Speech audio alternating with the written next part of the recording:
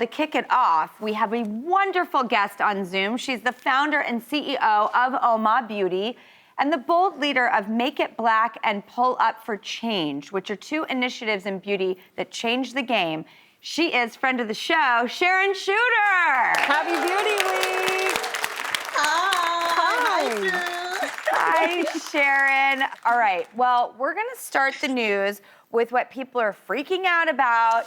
It's a hot new filter on Instagram, and it's called Pillow Face. And Yahoo Life reports that it transforms your face to show you what you would look like if you went straight to Filler Town and went a little bananas.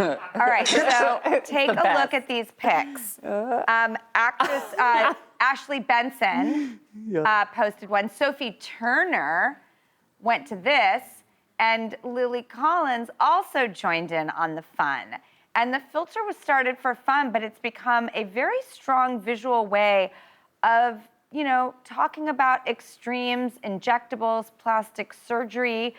Ross and I took it for a spin. Yeah, I'm opposed to this, but I secretly kind of want to look like this. And this is what I'd look like if I really went crazy town. And I have to say, God. I know, it was sort of a joke, and then I looked at it, I'm like, well, I hate 80% of it, but... Ross, I would tackle you. Although it's a funny app, it does sort of say something of what people are doing. I did it. You did it too? With my picture. Oh, Drew! By the way, I look like my mother and Jocelyn Wildenstein had a love child. It Literally, it's my mom and the cat lady had a baby. This is so not okay. Oh my God, I want you to show up like that Sharon, one day. what do you think? Because, I love your opinion on, pretty much everything. Yeah, I mean, look, I'm like, everybody to their own thing, right? Beauty is in the eyes of the beholder. But look, fortunate enough that I've always had giant lips, so I don't relate to the problem. So sometimes I'm like, I can sit this one out. It's true. You've got like the lips, the bone structure. You've got what everybody's trying to get. Lucky now. I used to get bullied for it. I used to get called a frog because back then it wasn't trendy. So I was just this person walking around with all of this and all of that. And so now I'm having shouting for it. I'm actually now just sitting there laughing, go like, yay, now it's trendy. Oh, that's amazing. I hope that you're so lucky, right? What you're insecure of in yourself becomes the trend. One day I hope double chins is like the whole thing. Yeah, and everyone's getting it, right? We all do. Injections down here. Sharon, I think you've been on trend then, now, and forever. And Sharon, you have also got the next story. Oh, I'm telling you so. So this one, I'm once again the bearer of bad news. So Huffington Post just reported that whatever makeup you've bought pre-pandemic, you got to chuck it. You have to throw it out. So now I'm going to tell you that I'm verifying that that's actually true. So let me tell you something, Drew, that most people don't know. On your makeup product, there is always a label that looks like a container that's half open with a number on it. It is called period after opening. For most lip products, it's between 8 to 12 months. For most eye products, it's about 6 months. So a lot of consumers don't pay attention to that tiny little detail, but for your own, sanity, for your own hygiene, you've got to pay attention to that and you got to chuck it. So people don't know this, but please go into your makeup cabinet and almost everything pre-pandemic is going to be ready to be thrown out. So you've got to chuck them out after a while. So just giving you that tip. It's true. You cannot buy in bulk and you have to refresh when it comes to makeup. I'm really glad you brought this into light because I think a lot of people don't want to waste their money and then they're not necessarily being hygienic, and it's safer to start fresh. Sharon, this story really spoke to me because you were just highlighted in a Vogue business piece about the fashion industry can learn from the all-purposeful activism in the beauty industry. And you are one of my favorite leaders in this. You're changing the beauty industry with Pull Up for Change and Make It Black. Do you think that the fashion industry can step up in certain ways? Are you interested in calling them out? They're watching what you're doing. What can they do?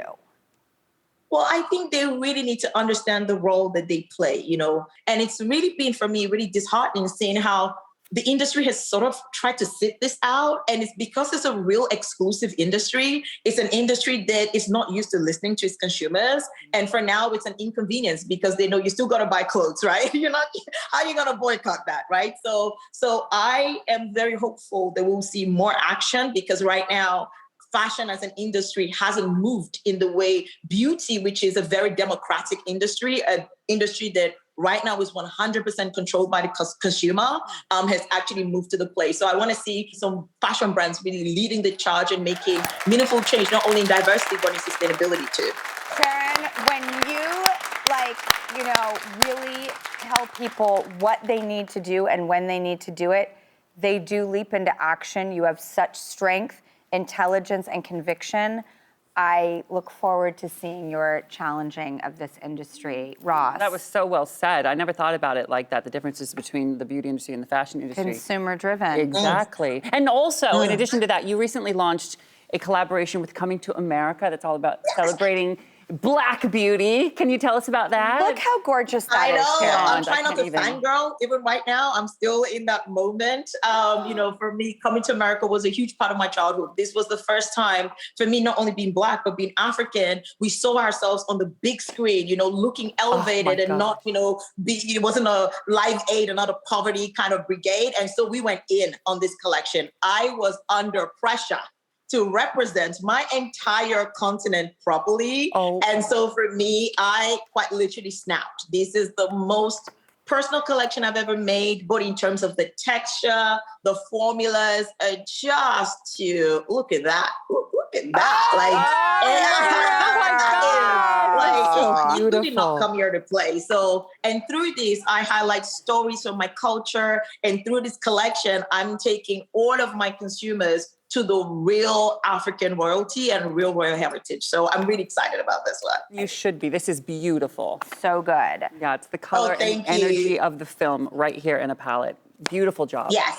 Thank you. Sharon, Yes. before we go, it's Beauty Week on the show, and I was wondering if you could share one beauty tool, tip, hack, anything you're obsessed with right now that we need to know about. Oh my God. Okay, I have a lot, but I'm gonna keep it short for you guys. We're still in a Zoom world. I know we're still trying to come out here, but I'm gonna tell everybody just having the mascara on the top and bottom lid, everybody forgets the bottom. Put it on the bottom and you will get a full, your eyes will just instantly. Well, Sharon, we will be putting it on the bottom, on the top, and you are just our hero. We love you. Thank you so much for joining us again today for the umpteenth time, and let's do many more.